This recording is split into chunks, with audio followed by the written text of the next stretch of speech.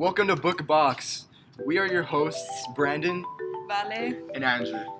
We'll be talking about the books Cry the Beloved Country by Alan Paton, Crime and Punishment by Fyodor Dostoevsky, and Slaughterhouse-Five by Kurt Vonnegut.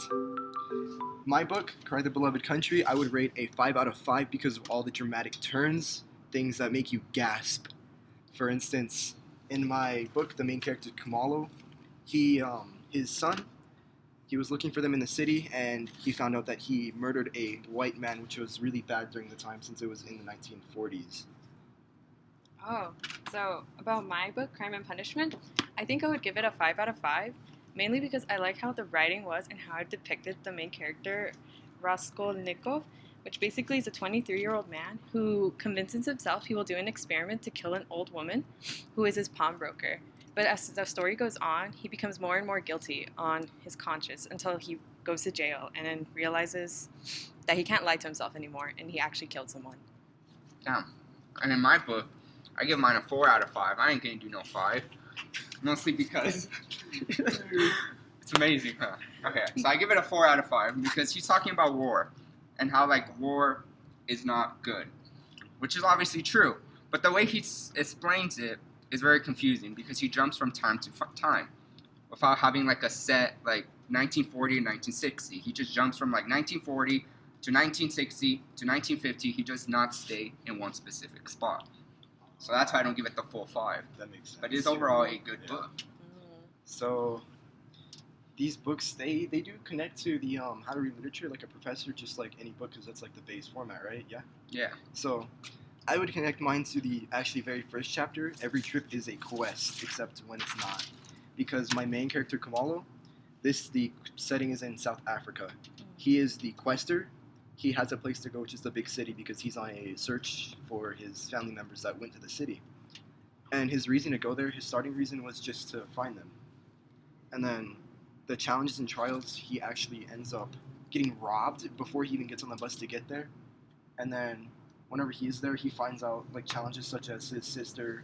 He finds that she is a prostitute, a drug dealer, and these are things that were unheard of because he's a priest. He comes from a very religious background, including his family. And then he found out his real reason to go, which was to pretty much change and cleanse. Because he realized that God was not there with them because of all of the change, all of the crime. God was not there present with them. That's interesting. Well, my book, I think it connects to chapter 25 with Don't Read With Your Eyes, because since this book is in third-person omniscient, you can always know what the main character, Raskolnikov, is thinking about, but to understand what he's really going through, you have to see it through his eyes and how so much guilt is coming onto him, but he's not realizing it, to where he's throughout half the book, he's not even there, to where there's blackout periods where you don't even know what he's doing for 3 days.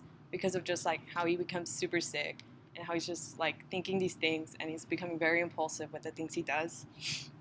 So I think to understand him as a character, you really have to read the book through his eyes and not your own, because we don't know how we see him. From our perspective, we will see him from a man who his knockers are off, but through his point of view, it's just because he has a secret that's becoming way too overbearing on him.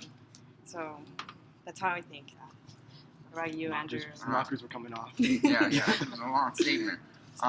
For my book, I would say Flight is fancy because my man suffers from PTSD, and his way of coping with death is to pretend that life never ends. It's in a different time frame. So you die here, but in 20,000 light years, you're still considered alive. Oh. So he uses that as a way of thinking, and he imagines this group of aliens, I guess you could say, from a different planet called the Trafmandorians, if I said that correctly. And it represents the flight because aliens are not from here, and obviously they're in space. And then he uses it as a way to escape from reality. Mm-hmm. He also explains that the aliens are plunger-looking things. It's pretty funny. Shivering. Look like plungers? Yeah, little plungers with little hands. It's a plunger, and then the top of the plunger, the little stick part, is a hand with eyeballs. That's scary. It's kind of weird. And then does he does he suffer, right? Yeah. Yeah. So it's PTSD. Yeah. Man, I feel like all of our books, novels, they connect through pain and suffering of all the characters. Because, for example, in mine, in the city, which is, I guess you could almost compare it to actually exactly illness, pain, suffering, because everyone there is corrupt in some way, and because of that, they never come back. Like the other reason why he was trying to find his family was because they would write letters. He would write letters to them. They used to write back, but then they stopped, and that was the main problem with everybody. They never wrote back. They were off the radar. They disappeared. And when he found them, his son killed a man, and then his daughter. Sorry. But yeah, his daughter. She was a prostitute and a drug addict. Everything wrong. Everything changes. There's a lot of murder. Everything is wrong in that city. And then with yours. Oh, my book. Well, throughout the most book, there's like no one ever really happy or like mentally sane, because as the first character, you can see he's like, well, he's not okay in his mind. He's like not always there. But we can always see that with a lot of characters. Like, he meets a man named Marmeladov, and he is a drunk who used to be in the military, but then he dies, and he has like a wife who is really like not there because she fell from grace, and now she's poor and she doesn't know how to accept that. So then at the end of the story, she dies of like delirium. The same thing with his mom happens when she dies because he went to jail and she didn't know how to accept that. And then there's another man, one of the main antagonists, named Svidrigolov. I don't know how to pronounce his name. But we can always see from the beginning, we always thought he was insane because he always talks about how he sees his dead wife, how he talks to her. And then he's a bad person. It's like, you can't really feel for him, but you can see how he's like mentally ill to where he kills himself, imagining he was next to Achilles, the great god. Yeah. Huh? Yeah, that was a scene. So you're saying he's a god? No, Or he met a according to god. his- Is it like religious connection?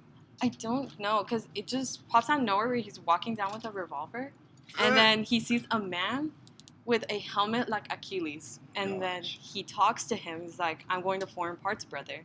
And then he takes out a gun, and then Achilles is like, don't do that. You're not allowed to do that. And then he shoots himself. And then that kind of affects Raskolnikov, where he was going to go to confess his crime, but then he heard of that and he wasn't going to do it. And I think it insinuates he was going to kill himself too. But then Sonia, the girl he met throughout the story, convinces him through religion. So that's when he decided to be a better man. What the heck? That's actually really cool. Yeah, but everyone's like They all seem not there in this book. I got you. Mine, it's kind of common sense. He goes through World War II. He goes to the war, sees deaths. This book is actually about the Dresden bombing, someplace in Germany. I don't know how to say the word, so I'm not even going to try. But basically, he saw the bombing, he saw the buildings collapse, he saw dead people, which obviously gave him PTSD, which is a mental illness. Wow, that's interesting. Well, Ooh. it's cold. It And is. FYI, we're outside. Yeah, it's really cold. Sponsor, Give us wear your jackets. sweater. Yeah, wear your sweater. All right, but these all seem to. Oh, that was horrible. But yeah, these all seem to connect to the human condition. Because, for instance, mine is all about change. Because religion through change, but change is can only occur when the mindset of a person changes. I explain this in a way of the fact that change only occurs at the end of the book because of when the son of the man who was killed goes to the village and starts to learn about the language, and he wants to connect to the people. That's unheard of because of all the but racial injustice that occurs. Oh, I'm sorry. It's, I think my book kind of relates to that, but it's mainly about how lying can cause the mind to decay. Because throughout the whole story, Raskolnikov is lying to himself that it's okay that he murdered this woman. So that as he keeps going, he's lying to himself. But we see that's creating his downfall. So he becomes falling more into delirium and getting more crazy. What about your book? Okay, so for my book, the human condition represents two events can change a person. Obviously, before the war, he didn't have PTSD and he didn't suffer from all the trauma that he experienced from the war, and then after the war, you can see his perspective of the war.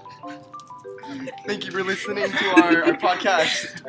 It was pretty interesting, I'd say. I liked all these books. I think I will read some of these now. Maybe.